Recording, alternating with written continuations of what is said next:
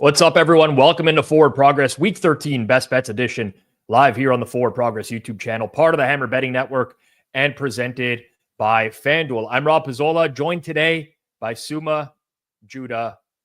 No Hitman today. He's off traveling for the holidays, but we still got you covered as we break down 9 NFL games this week. Quick heads up, we're not covering the Thanksgiving Day games on today's show. Instead, join us here live tomorrow morning, 11 a.m. Eastern time, for a special Thanksgiving breakdown. That's going to include picks, props, and parlays for all 3 games. Now let's talk about last week. We went 2-2 on best bets, last week. A modest split, but given how this season has gone, that's basically our Super Bowl right there. Progress is progress, folks. Who knows? At this rate, we might just stumble into a heater coming up here this week. As always, we're here to analyze the matchups. We break down the processes. We help you make more informed betting decisions, whether you're riding with us, whether you're fading us, or you're just here for entertainment value. If you enjoy the show, don't forget to hit that like button, subscribe to the channel, and share it with your friends as well. All right, let's dive in and see if we can build off of last week's 2-2 momentum. Good afternoon to everyone in the chat here. See a lot of you. Thank you for the praise on Circles Off this week. Enjoyed doing that episode as well. As always, your comments, we see them throughout the show. Get them in there. We'll talk about them a little bit. Let's start with Black Friday. We got the Las Vegas Raiders out on the road taking on the Kansas City Chiefs. It's an AFC West matchup. Seen a little bit of back and forth in this market. The early money on Las Vegas. Since then, KC's been bet out again. We're currently sitting at minus 12.5, minus 115 at Fanduel, minus 13 at most other shops. Total in the game is 42.5. Start with you here, Judah. What are you thinking here, Raiders and Chiefs? Yeah, leaning towards the Raiders. The Chiefs have had a lot of their success this season via kind of like a success rate style. This has been talked about a lot, kind of running with a high success rate, setting up a generally third and shorts, which Mahomes is obviously significantly better at converting than kind of your typical quarterback, and that's the path they've won. And the Raiders have been pretty solid against the run, but kind of vulnerable against the pass. They've been one of the biggest pass funnel defenses recently. There's a lot of talk about kind of like the Chiefs with margin. I think that's all true, but where I think kind of the biggest edge lies here is that this Chiefs pass defense has been atrocious since Jalen Watson went down in the Niners game. I think that was week 7. Every opponent since has had a EPA of at least 0.15, and they face some pretty bad offenses, including the Vegas team. More just kind of stuff on the margins. Aiden O'Connell is going to be starting again. He has been in the small sample we have from last year and this year. His data looks a little bit better. His pressure to sack rate is down from about 19% last year to 10%. He's getting rid of the ball a lot quicker, or at least was. I think he can have some success, as everyone has had against the Chiefs passing offense. And I just do not see this as a spot where the Chiefs can cover with huge margin here. The Raiders offense it's not great, but they're also not kind of the Panthers of weeks 1 and 2. And I think that's kind of what the market's suggesting here. Yeah, I'm struggling with this one personally because Minshew would have been a very different story for the Raiders here because, as you mentioned, Judah, Chiefs have kind of become a pass funnel defense. Teams know that they can't run on them. They basically attack any corner that's not their number one. I'm not entirely convinced that AOC can actually do that.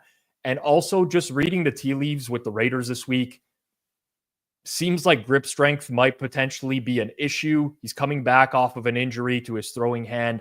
I'm a little bit concerned about that. And then on the other side, we just got word right before we started the show, but Jacorian Bennett and Nate Hobbs are not going to play again. That's 2 of your top 3 corners for the Raiders. And the Chiefs are not this explosive pass offense, but they're very consistent. I know that they played a close game against the Panthers last week. However, they pretty much moved the ball at will in that game. There was a few sacks, and I got to say, Mahomes has taken way more sacks in the last 4 weeks than I can ever remember him taking. That's kind of an issue here. But the Raiders are 26th in pressure rate this year. They just haven't had the same season, including from Max Crosby. I have a pretty strong lean here to KC. I would say I would have to target a flat 12.5 though, instead of a 13. That would kind of get me over the hump in this particular game. Okay. Moving on to Sunday games. There's no buys this week, so we got lots of games to choose from. We're going through all the games that we have opinions on. We're going to start with the Tennessee Titans at the Washington Commanders. In this game in particular, again, we've seen back and forth in the market for this one. Early money this week, all Tennessee. Granted, the opener in this game was pretty bad, being north of 7 points. But even at 6, Tennessee took some money. Then we started to see some buyback today. Marshawn Lattimore at practice today prompted some money to come into the market on the Commanders and to come in on the under. At FanDuel right now, we sit at this -5.5, -122, or the in-between 6.5 number as well. Total in the game, 44.5. Suma, I'm going to go to you here first. Titans, Commanders, what are you making of this one? Yes, I'm looking towards the Titans. Will Levis, since he came back from injury, he looks much improved just from the eye test. I watched the Texans game again the other day.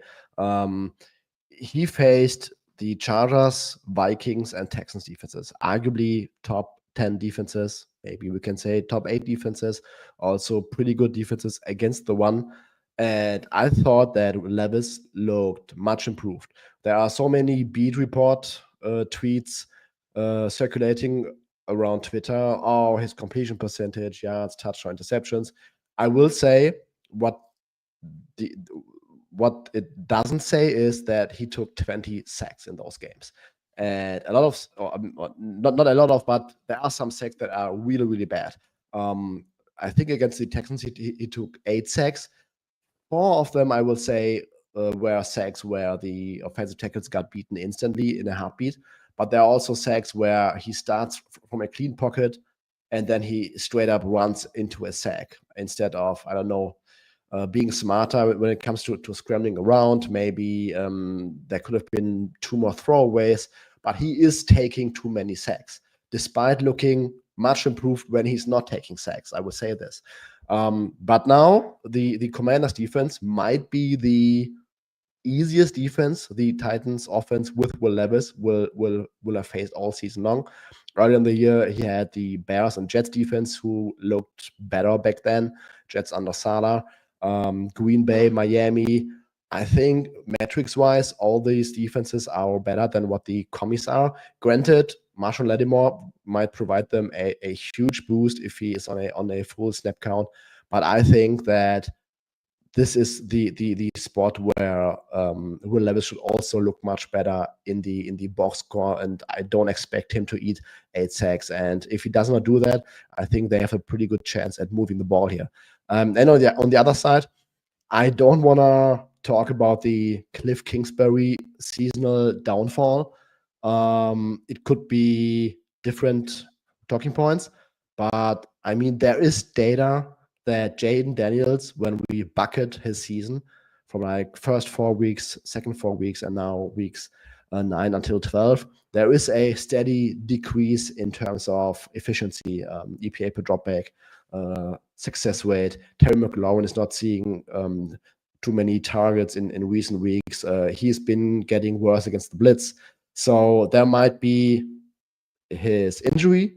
There might be something about Cliff Kingsbury not being able to adjust. Defenses getting more control about the scheme. I don't know what it is, but at some point we have to regress more towards recent data. And what I want to say is Titans offense, I'm more bullish as the season goes on, and Commanders offense, I'm less bullish and more bearish as the weeks go on. And to cut a long story short, I'm struggling to get to this number, and I like the Titans as a dog here.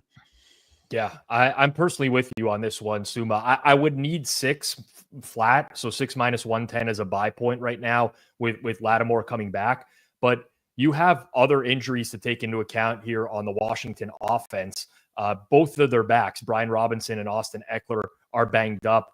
The right tackle, Andrew Wiley, suffered a concussion last week. It looks like there's a decent chance he might miss this game. Their center, Tyler Biotish, I think he likely will end up playing, even though he was in the medical tent being evaluated for a concussion last week. But there's a lot here that could be a negative for the Commanders' offense. And this is an offense that's been steadily going downhill. You can use, like, it doesn't matter if you want to use the narrative of Daniels being hurt, or, you know, the other teams in the league have come back and caught up to them. Whatever's happening here, the offense is just getting worse as the season progresses. And we've seen this many times in the NFL before, where you get an offense that looks great and they start to sputter down the stretch as there becomes more tape. Teams get used to them. There's injuries. There's a lot going on into this. With the Titans, one of the best ways to beat them would be through the air, attacking their corners. But Washington hasn't been doing that pretty much at all lately. You just look at teams that are very reluctant to throw on the outside. That's been the Commanders recently. So I think Tennessee here is valuable at 6 as well. I'm in agreement with Suma on this game. Okay. Chargers taking on the Atlanta Falcons is coming up next year. This game in particular is a bad scheduling spot for the LA Chargers. Short rest, Monday Night Football, whereas Atlanta is coming off of the bye week. We've seen back and forth in market on this particular game as well. All the early money in this game was Chargers and the over. All the recent money in this game has been towards Falcons and the under. At Fanduel right now, we're sitting at Chargers -1.5. Total in the game is sitting at 47.5. Judah, you had thoughts on one of the sides in this game. Yeah, like the Chargers here. I think that when you first off, a ton of injuries on even despite coming off the bye for the Falcons, varying degrees of participation in practice. Obviously, it's early. We'll see on that, but they've got like 10 to 12 guys that are injured. I think Darnell Mooney is dealing with a hamstring is one I'm eyeing. It seems like he's going to play. If not, I really like this spot for the Chargers, considering the kind of lack of depth that the Falcons have at receiver and how integral he's kind of been as the deep threat in this offense. But ultimately, what I think this comes down to is the Chargers are a completely different team, kind of pre-bye and post-bye. They were extremely run heavy, like 10% run over expectation. Herbert was barely throwing. And then since the bye, they've been one of the pass heaviest teams, and their offense has been great. They're top 10 in EPA, and basically choose any efficiency metric, and it will kind of reveal that same story. And I think the market has mostly caught up to this, but not fully. I think there's kind of still some juice to squeeze on the Chargers offensive side, and especially so in this matchup. Herbert has been dominant when kept clean. And the Falcons have had one of the worst pass rushers in the NFL, second worst in quick pressure rate, bottom 5 in virtually any pass rush metric you're going to throw out there. And that sets up extremely well for Herbert, who from a clean pocket is top 5 in EPA and PFF grade, whatever you want to use. And seeing him in that spot, I think this is where the Chargers can continue to excel on offense. The defense has been good. They've been a little bit, I guess, exposed, considering that the kind of degree to which they were playing well, I think, was largely driven by the weak set of opponents they faced. And now against the Ravens and Bengals, it's looked a little bit different, but it's still, I think, an average offense, an average defense, that can slow down the Falcons a bit. But ultimately what this comes down to is a Chargers offense and Justin Herbert's ability to play when kept clean. And Atlanta has had 0 pass rush all season. And that's kind of the lens through which I'm seeing this one. Suma, you had some thoughts on this game as well. Oh, we got you muted. Suma. Sorry, guys. Yeah, I agree with basically everything that Judah has said. This also comes down to Atlanta's pass rush against Justin Herbert's, averaging 0.41 EPA per play and a 52 success rate when kept clean this season. This is the perfect matchup for a quarterback who has been absolutely cooking when given the time. And I mean, passes to Quentin Johnston should be unconstitutional this week, but outside of that, I think that the Chargers have a really good matchup here with the lack of a pass rusher that the Falcons provide. And on the other side, the Falcons offense has regressed a little bit in recent weeks. And I think this is a spot where the Chargers defense should also have a little bit more control at the line of scrimmage.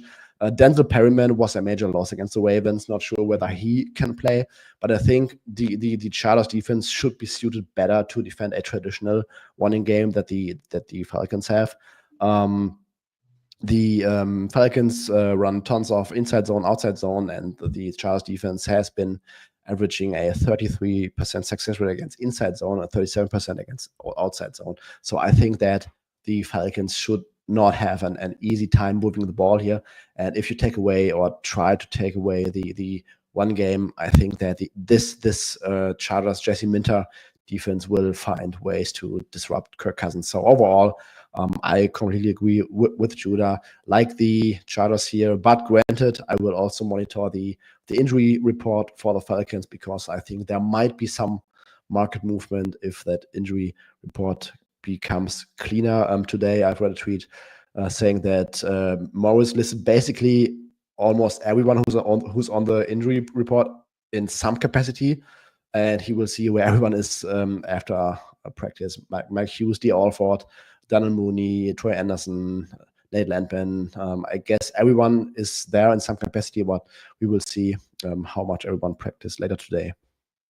Yeah, I kind of share the same thoughts as you guys, except I just don't know that this is my entry point right now for exactly what we've just been talking about. You have the Falcons team coming off the bye. Previous to their bye week, they played Denver without 3 of their top 4 corners. Another corner got hurt in game, and Denver just shredded that defense. It does look like they are going to get all of those corners, if not the majority of them, back this week. And I think you probably will see some more market movement towards Atlanta. But I cannot help but think the same things as Judah and Suma here. Yes, it's nice that they're going to have their corners back. I mean, you can't discount the impact of having coverage. However, if you cannot get to the passer, it really doesn't matter over a long period of time. And that's been the case with the Falcons pass rush all year. I don't see them having much success against this Chargers offensive line. So not entirely sure what I'm going to be doing with this game. I'm not buying it just now, but I do think that there's a scenario where Atlanta might actually get bad after some positive injury news, and I would like the Chargers in this spot. Okay, before we get to our next games on the list, reminder, bet the NFL season on Fanduel, America's #1 sportsbook. I'm a huge fan of the product. I think it's the best product in the space, honestly.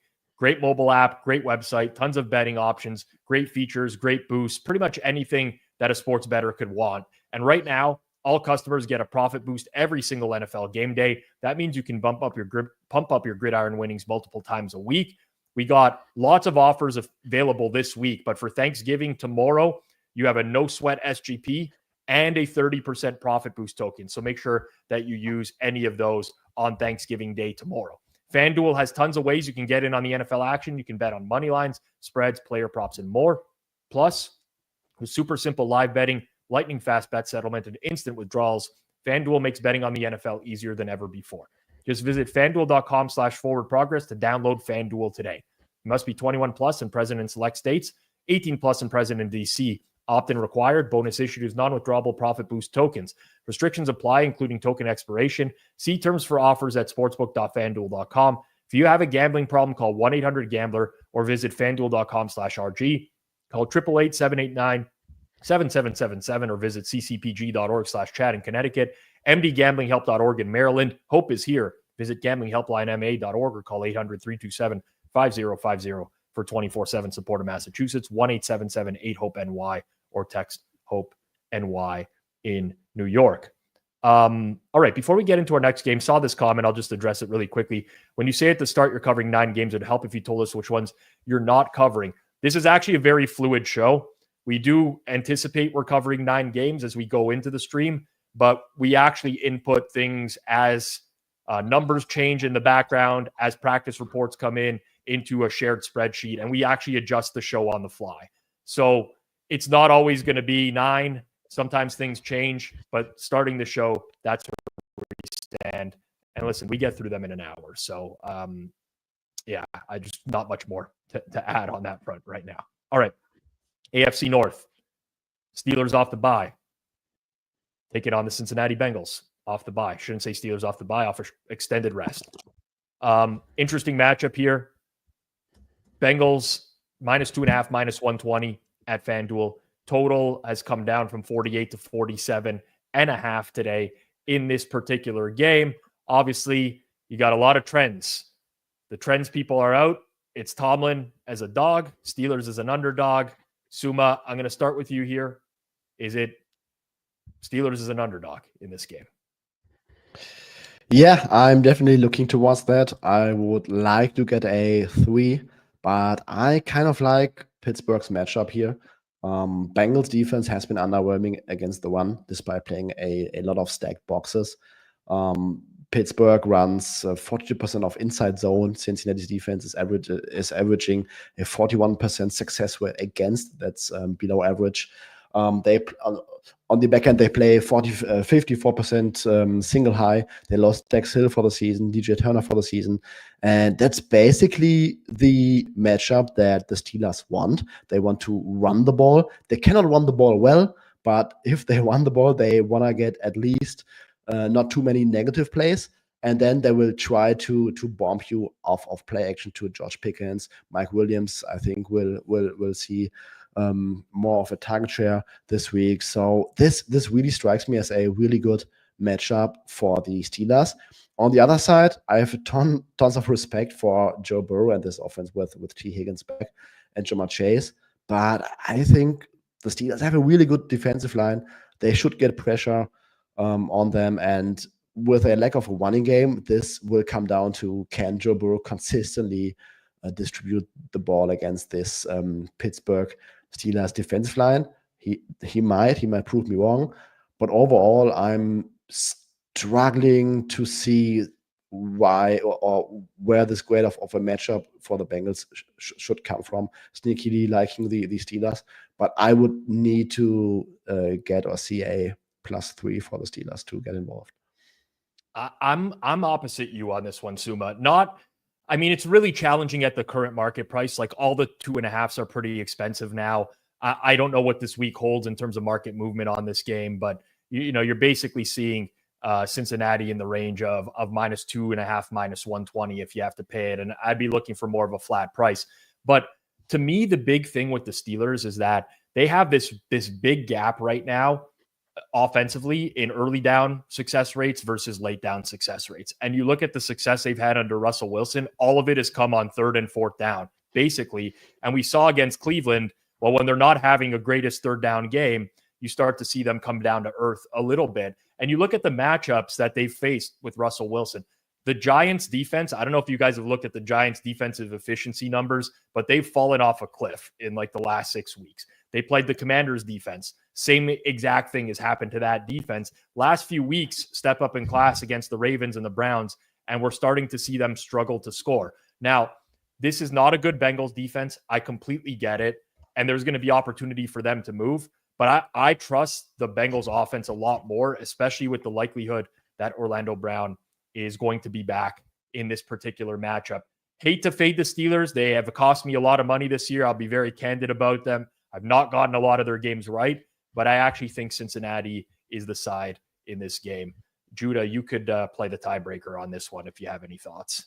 Yeah, I also like Cincinnati. I think that just the nature of Pittsburgh's offense is generally volatile. As you're saying, a lot of their success has been on 3rd and 4th down, and the entirety of their offenses, like EPA gained, is on deep passes. And like Russell Wilson's going to have better efficiency numbers than your average quarterback, but the degree to which that's been true is not really sustainable, I don't think.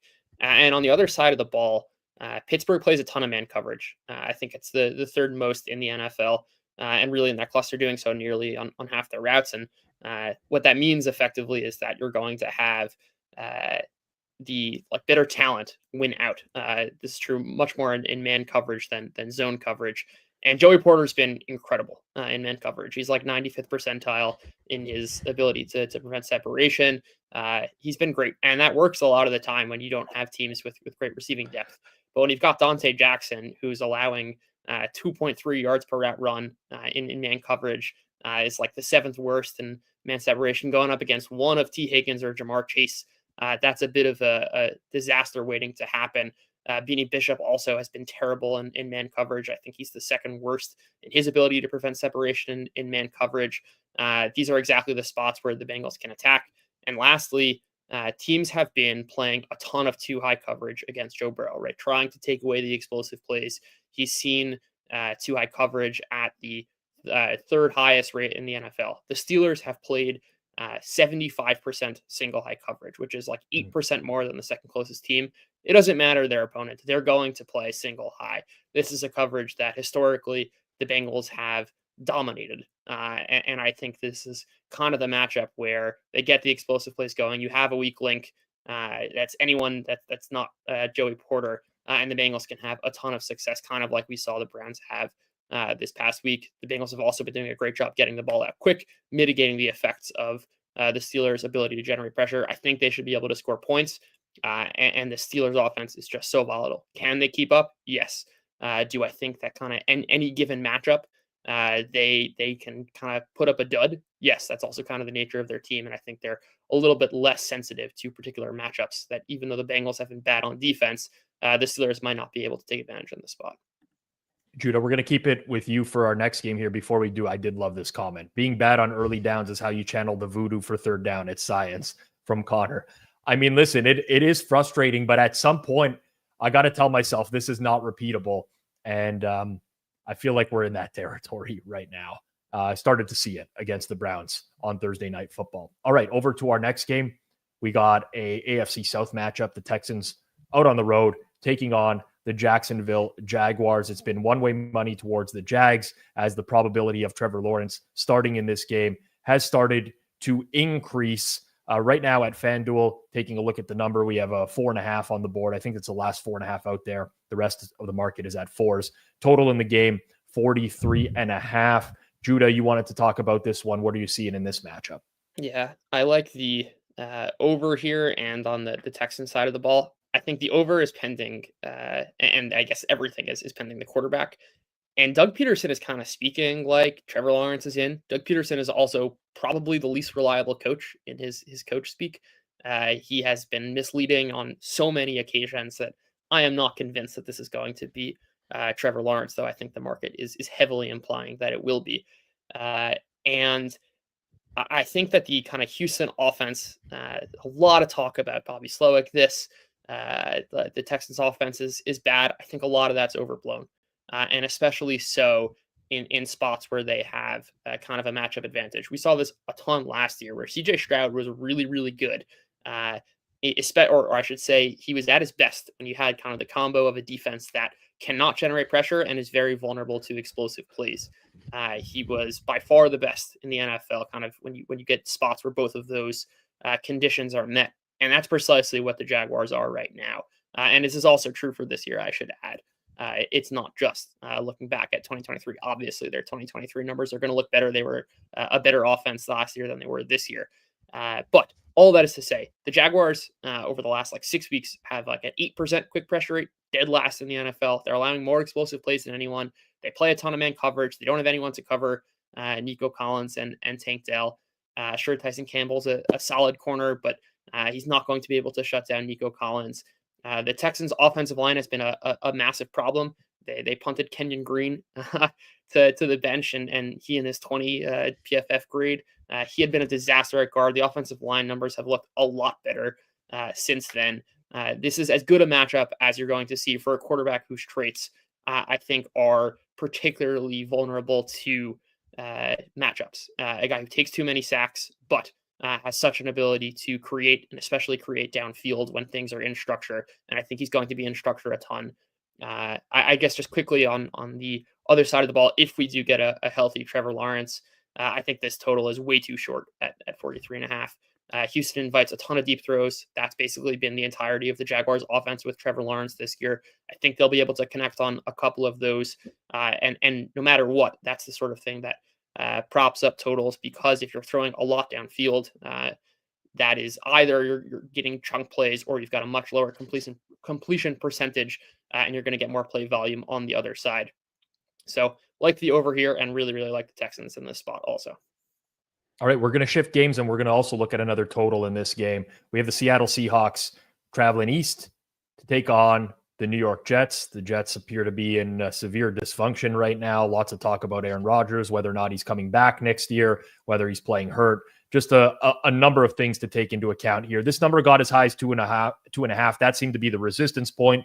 A little bit of Jets money there, brought it back down to 1.5. Total was bet down earlier in the week. Today, caught some over money. We're sitting at 42.5 at FanDuel right now. Some books in market, I believe, have a 43. And those look like they've disappeared. Just 42.5s right now. 143 out there. Suma, I'll start with you here. Total in this matchup. What are you thinking? Yes, I like the under here. Seattle's defense has been vastly improving. They look like a completely different unit coming out of their bye week.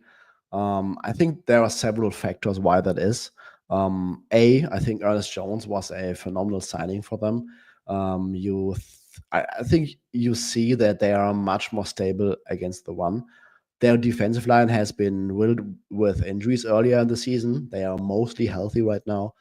And there might also be like a hidden factor of Mike McDonald learning what he has from a personal standpoint. When he came to Baltimore, that Ravens defense was very bad over the first 7, 8, or 9 weeks. And then as the season progressed, they got better and better towards the end of the season. And then in the second year, they were completely dominant. And I think now everything is coming together. He fixed his linebacker issue. They're getting healthier along the defensive line, and their cornerbacks are also playing at a very high level right now. And now we are getting a Jets offense where I cannot bet on them coming out much differently out of their bye week, because they seem like a very stubborn offense, just the offense that Aaron Rodgers wants to run. And I think when you are so predictable, good DCs in the league will find more options and more answers against your offense. No Tyron Smith, most likely. Jets offensive line, I don't think that they have a good matchup. I don't think that they will be able to run the ball. Breece Hall did not practice today. We'll see whether he's going to end up playing. But I just don't think that the Jets offense, who have been very underwhelming all season long, can all of a sudden move the ball efficiently down the field against this improved Seahawks defense. And then on the other side, the Jets defense has been really, really bad since Robert Saleh left, but they get CJ Mosley back, and they're facing a Seahawks offensive line that has had issues in run blocking and pass protection all season long. The Jets did a very good job at stopping the run against the Colts 2 weeks ago. I think they had like 8 tackles for loss or something. So I think they should also have a decent matchup against this Seahawks offensive line. And they might also get a lot of pressure on Geno Smith. And Geno Smith is like a bottom 3 quarterback against pressure this season. He has a minus 0.54 EPA per dropback against pressure, 34% success rate. So all in all, this strikes me like an under game. I will say I would not like the Seahawks new starting center to drop another snap over the head of Geno Smith and then Jets recovering that fumble near the end zone. That would not be that great for the over. But all in all, I think this is a very good matchup for the under, because I think both offenses will struggle. Yeah, it's hilarious. Connor Williams retired midweek, and then they have Oluwatimi as the backup center, and they've had all sorts of issues with him snapping the ball as well. Seems like that's constantly the problem with Seattle. And I'm in agreement with you. I think this total's a little too high. I talked about this on Sunday Night Football with Clive. But on the Jet side of things, no Tyron Smith. I mean, listen, Tyron Smith has not been the Cowboys Tyron Smith of old at this point or another, but he is much better than Olu Fashanu, who's starting at left tackle. And this offense plays so slow and predictable. There's just nothing downfield. They grind clock. I mean, they average such a low number of offensive plays per game. And when you consider the amount that they've actually been trailing this year, it's just slow as molasses. On the Seattle side, yeah, I have concerns, just like Suma does, about the Jets defense. But the Seahawks have gotten San Fran, who I think has a very overrated defense by the market, and Arizona in the past couple weeks. They didn't I mean, they basically won the game against Arizona last week on a pick six, not because of their offense. They seem to move the ball okay between the 30s. They bog down in the red zone pretty consistently. There's too many negative plays on offense, whether that's holdings, Geno Smith taking a sack. It's just not a team that is built to score a lot of points right now. So for me personally, I like the under in this game along with Suma. Numbers-wise, I do have a small edge on the Jets. I just don't think that I can honestly get there at this point. Moving along here. We're just going through totals here. It's all right. I mean, you can bet sides, you can bet totals. We like a lot of totals this week. Tampa Bay, Carolina, NFC South. Carolina looking a little more feisty in recent weeks. They took the Chiefs to the wire last week. Tampa Bay absolutely destroyed Tommy DeVito and the Jets. This has come off 6 at FanDuel. It's at 5.5 in terms of the spread. The total is what we want to talk about here, though, at 46.5. And we'll lead it off here again with you, Judah. Yeah, we spoke about this a bit. I think it was before the London game of Carolina, like really changing up their offense, running a lot more motion, a lot more play action, going from like a 20% run over expected team on early downs to a neutral team on early downs. And it has seemingly unlocked Bryce Young as not the worst quarterback in football, but something that's looked like just a bad quarterback. And one where they've been able to move the ball. And the Tampa Bay defense had a great performance against the Giants last week. They do a good job with their ability to generate pressure. The secondary has been a disaster all season. And actually, the area where Bryce Young has gotten significantly better is in his ability to mitigate pressure. He's scrambling a lot more, and his performance has improved against pressure. And Tampa Bay just, I think, was in kind of that perfect spot against the Tommy DeVito, who is historically bad in his pressure to sack rate. It's about 40%, which is just like 10% higher than the next closest for a career. It's kind of the perfect storm. So I think this is a spot where Carolina is going to be able to move the ball. And Tampa Bay, despite the injuries, they are kind of top 5 in any drive level metric you want to look at. They're sustained. They're not punting. They're sustaining drives. They're scoring touchdowns. They can win in every such way. Their ground game has really gotten going in recent weeks. Carolina's obviously extremely vulnerable there. They're extremely vulnerable against the pass. I think each team's going to be able to finish their drives. And this Panthers offense, they've had a good run game all season. Granted, Tampa Bay's done a pretty good job since Vita Vea has been back of stopping the run. But I see this as a spot where both teams are going to be able to move the ball. And this total is a little bit low, especially with how good Tampa Bay has been. And I think that's one of the lower variance spots is their ability to score points on the Panthers. Suma, did you have a similar take on the total here? Exactly this. I've been a Baker stan for quite some time now this season. I think this offense is designed very well by Liam Cohen. They even moved the ball, like Judah said, when Chris Godwin and Mike Evans went down. Now Evans is back. Tristan Wirfs, he might be back, but I'm not sure that it will matter too much against the Panthers defense. I expect the Bucs to move the ball very well and score a lot of points here. And then, we have to upgrade this Bryce Young Panthers offense. I watched JT O'Sullivan's breakdown today on this game. I highly recommend that video. And this clearly just looks like a different guy, like a different offense.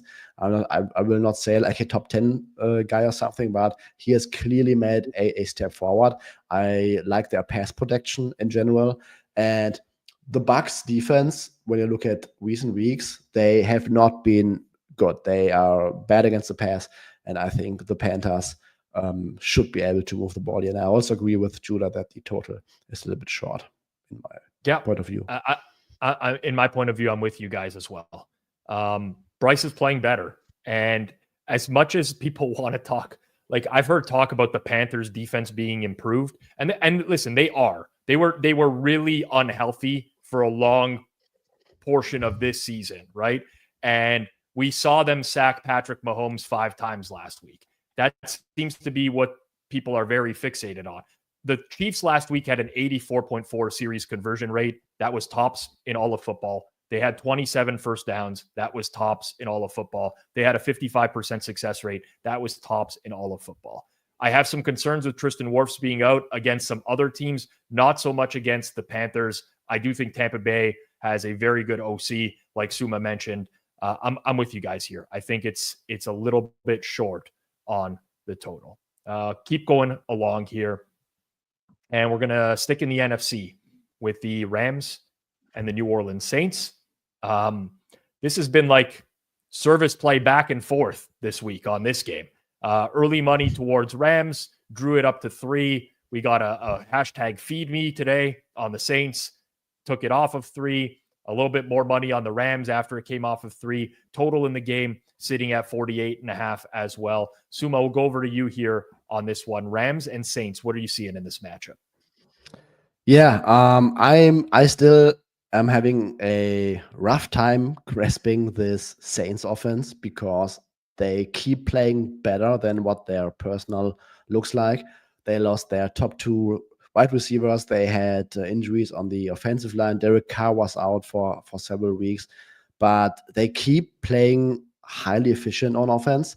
Might be the OC, might be Taysom Hill. I mean, since week 3, so I excluded the 2 juggernaut games. Since week 3, this offense, which also includes games with Spencer Rattler, has been averaging a 0.08 EPA per play and a 43% success rate with Taysom Hill just being on the field.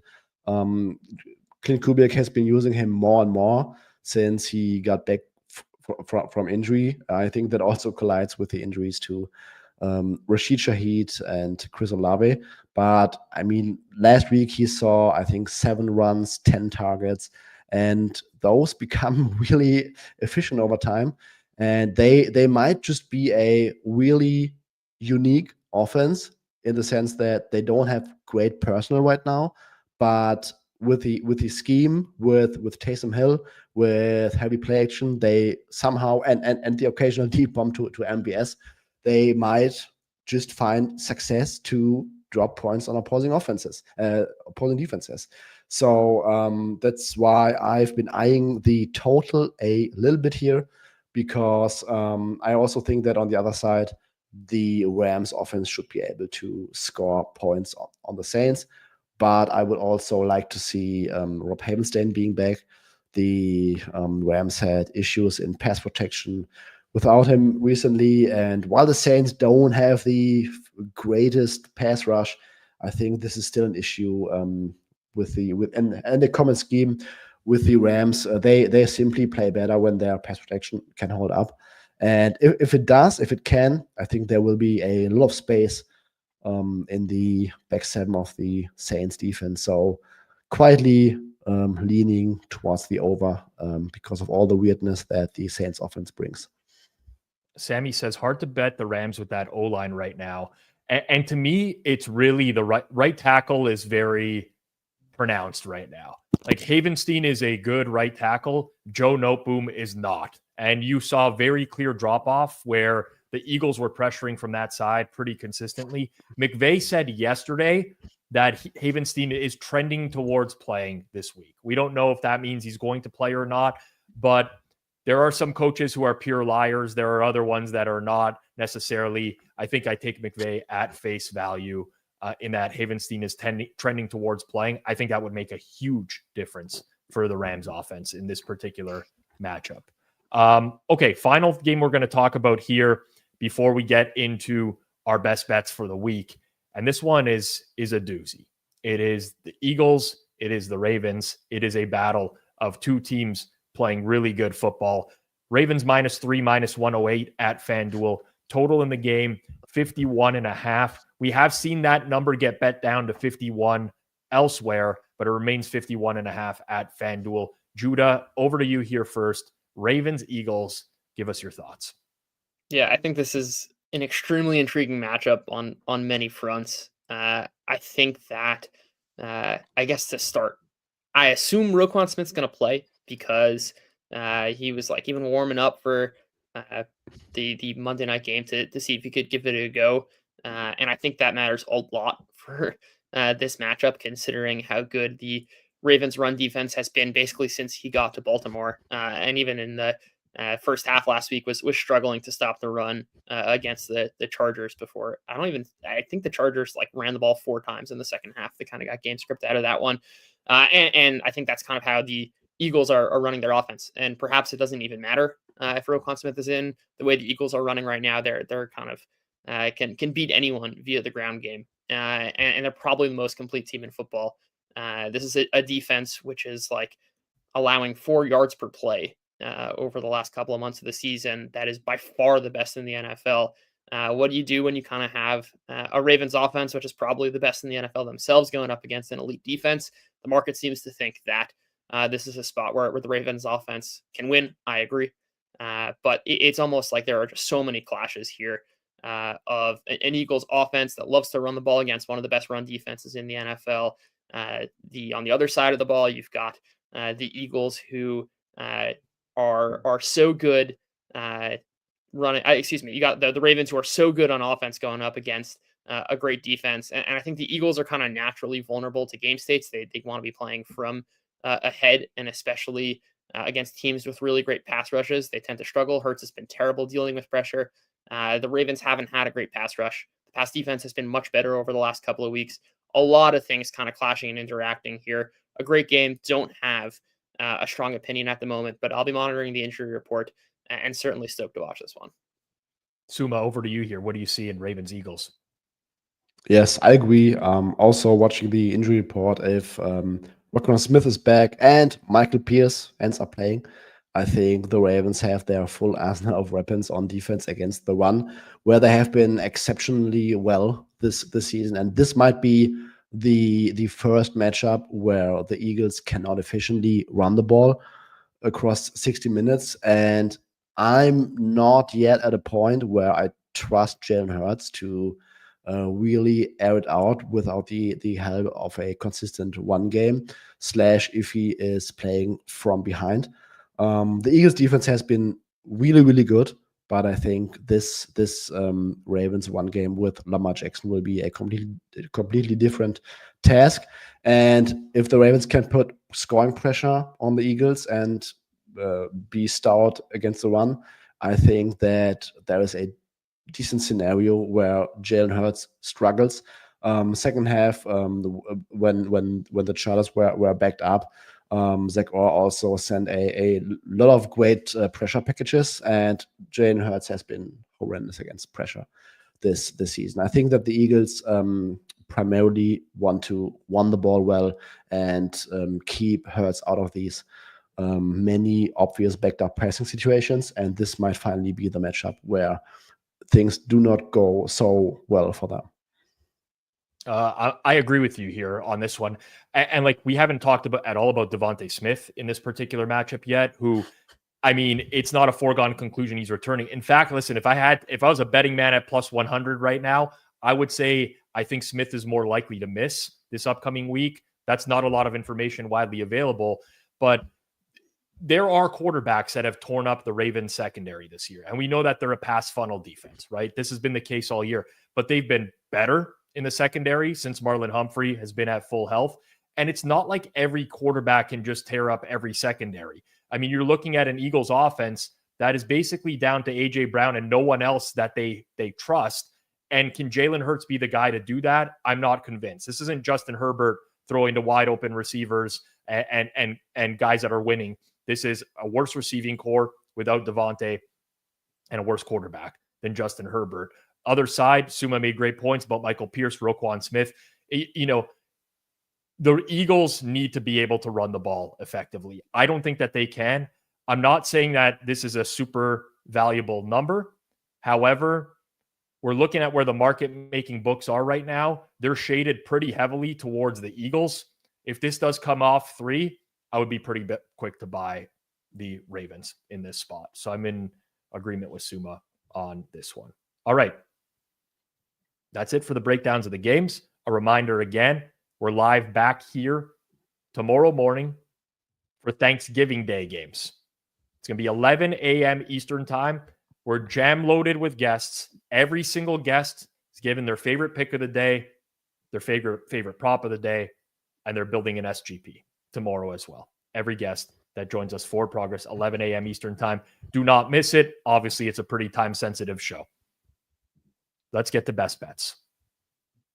Of the three of us, boys, I won last week, so I'm going to be leading it off here. I'm heading to another total this week.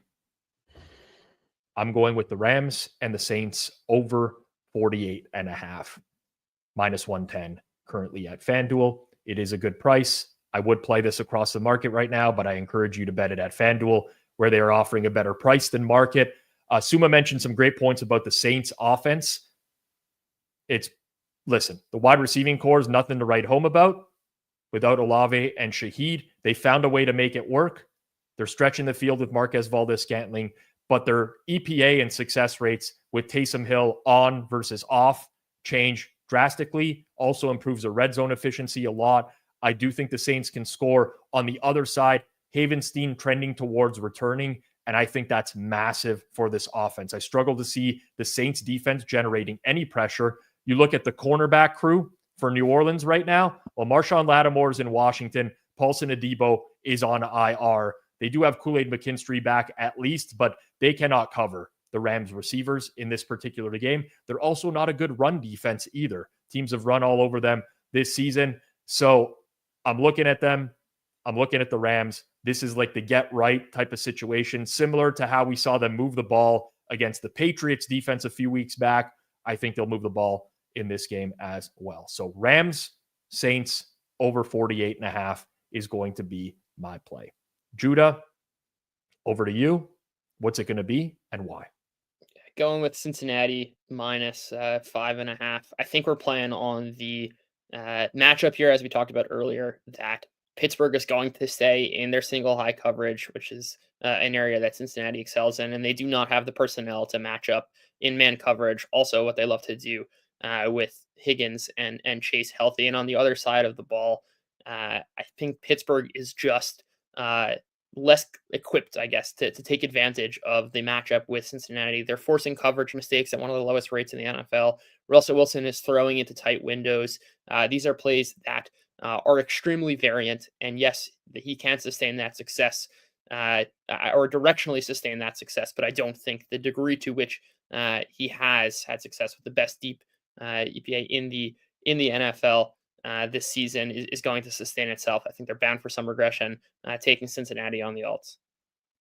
I think we might have had a first in Forward Progress Best Bets history. Ekshesh and Judah in unanimous agreement. When has this ever happened? And maybe it's just the holiday season, it's the Thanksgiving holiday that's got Ekshesh feeling good. But some positivity around your pick this week, Judah.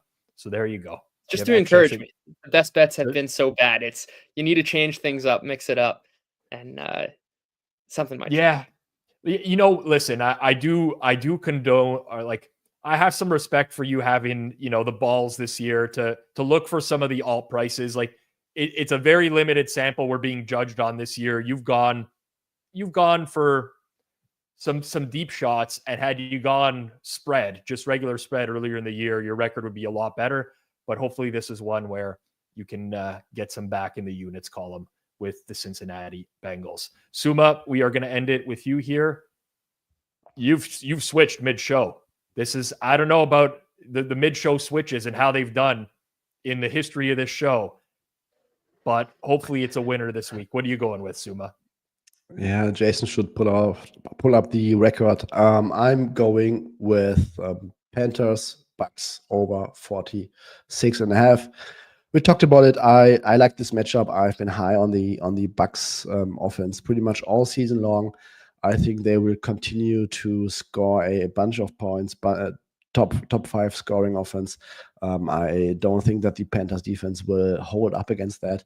And then we are looking at a improved Panthers offense with a young quarterback who's made a significant step forward with a passing game that looks much more smoothly. And on the opposing side, there's a defense that I don't really like, that has gotten worse against the pass. So this really strikes me like a great matchup for an over with two very lethal passing offenses with great matchups. All right, so those are the 3 best bets this week. I'm going Rams Saints over, Suma Panthers Bucks over, Judah's taking an alternate line with the Cincinnati Bengals. Ron says the small samples by design is chosen by the showrunner. That's true. In hindsight, I felt it was really lame last year when we had the leanser board and like we were touting our records on leans and stuff like that. Maybe at some point we'll figure out a way to increase the sample size, give ourselves a better chance. But it is what it is, and that's going to do it for this week's show. That's a wrap for NFL Week 13 Best Bets. Thank you so much for tuning in and spending part of your week with us. If you enjoyed the content, or if you're just here to watch us slowly climb out of the betting abyss, wherever we're in right now, be sure to hit the like button and subscribe to Forward Progress on YouTube. You can also find us on Spotify and Apple Podcasts for your listening needs. Drop your thoughts and your picks in the comments. We genuinely love hearing from you guys. Yes, even if it's just to remind us that 2-2 is somehow an improvement for us, drop some comments. It goes a long way in the algorithm.